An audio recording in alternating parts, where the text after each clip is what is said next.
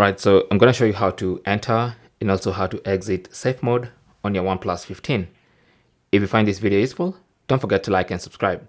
So first thing you want to do is switch off your phone. Okay, so you can long press on the side button, and if that doesn't work, press and hold side and volume up, and that's going to bring up the power menu and switch off your OnePlus 15. With the phone off, go ahead and turn it on. So long press on that side button or power button, and as soon as you feel the vibration, you want to hold the volume down button. So as soon as I felt the vibration, I held the volume down button, and that should boot the phone into safe mode. There you go. So you can see we're now in safe mode. You can now enter your SIM pin if you have one, and also unlock your phone. You can tell we're in safe mode because it says safe mode at the bottom here.